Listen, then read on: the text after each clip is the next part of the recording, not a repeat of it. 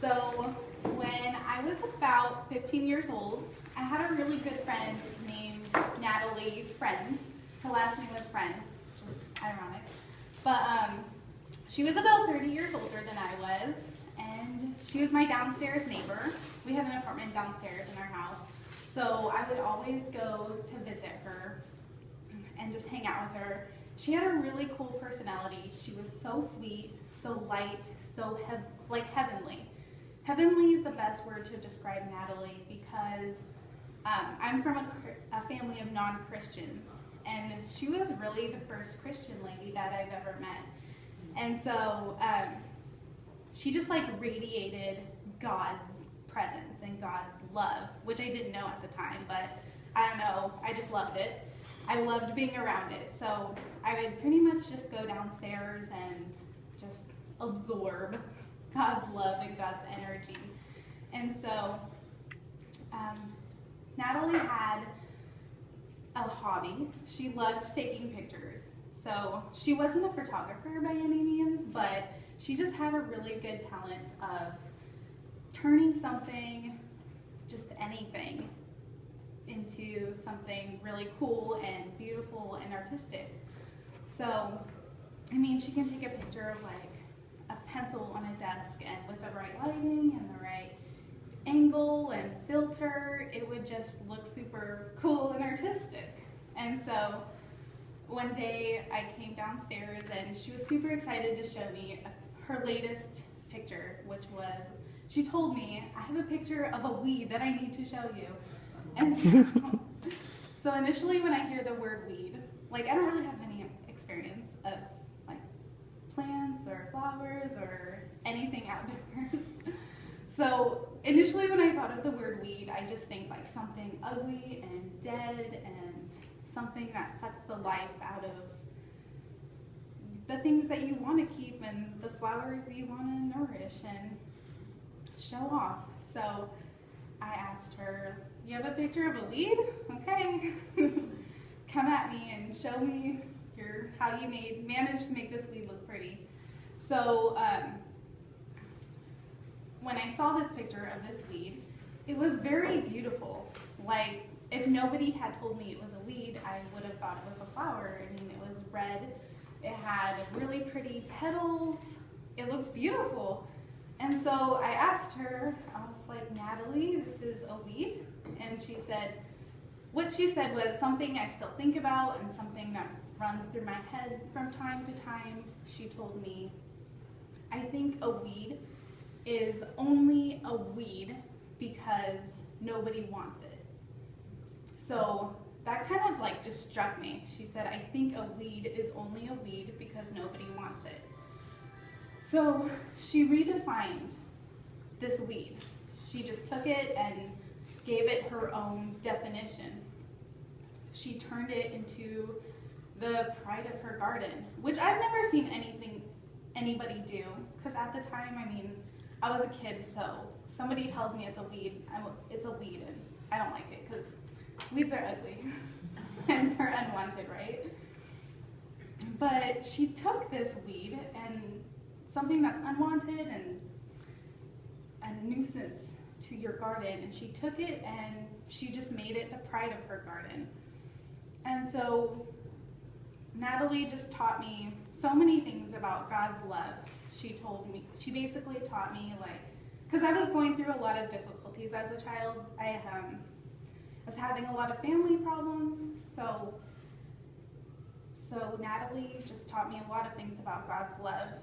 And I actually was having abandonment issues because my parents chose to just make wrong choices. And so she just taught me a lot of things about God's love. And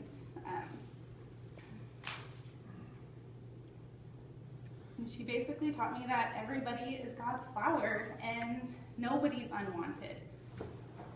Oftentimes I feel like we let the darkness of society and society's definitions cloud our own judgment of ourselves.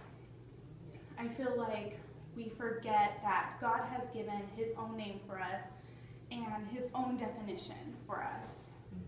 God didn't create that ugly weed as a weed. He gave it his own name.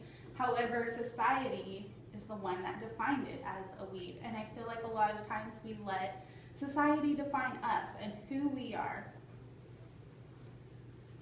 But in Jeremiah verse 1:5, God told Jeremiah, "Before I formed you in the womb, I knew you. Before you were born, I set you apart. I appointed you as a prophet to the nations." Sometimes we think that we're less because we're not perfect. We allow society's definitions and their standards to shape us and how we feel about ourselves. We think, how can I serve God when I'm not even Christ-like right now?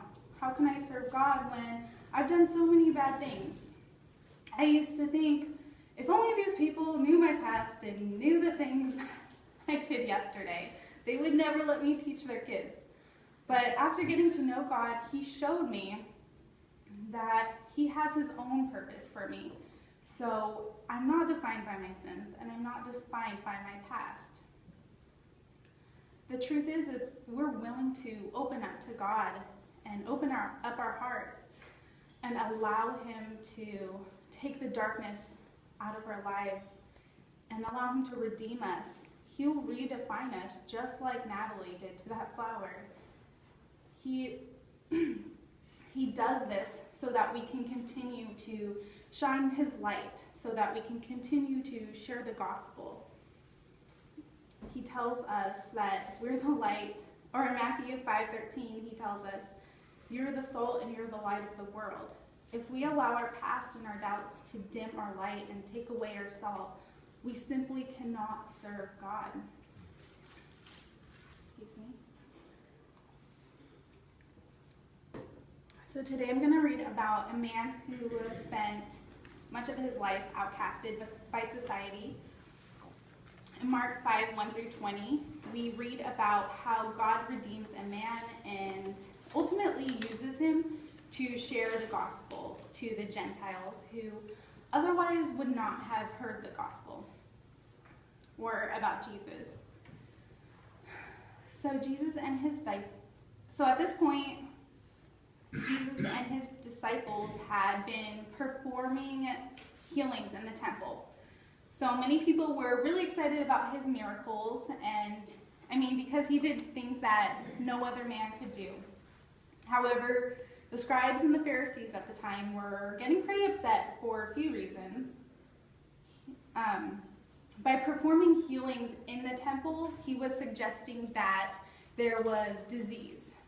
And the Jewish authorities, of course, wanted to maintain their label that, the temples are clean and pure. So Jesus basically told them, no, it's not clean. We need to heal people. And Jesus also caused controversies by healing on the Sabbath. According to the Jewish law, you were not to do any work, not even serving God on the Sabbath. And of course, Jesus didn't consider serving God work. Jesus and his disciples were gaining so much negative attention, they had decided to leave the Jewish territory for a little while, and they began to travel overseas to the land of Gerasenes. Jesus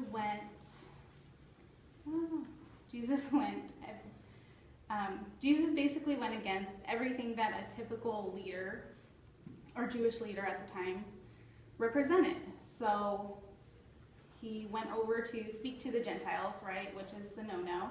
He went to an area that was infested by pigs, and he went near a demon-possessed man, an unclean man.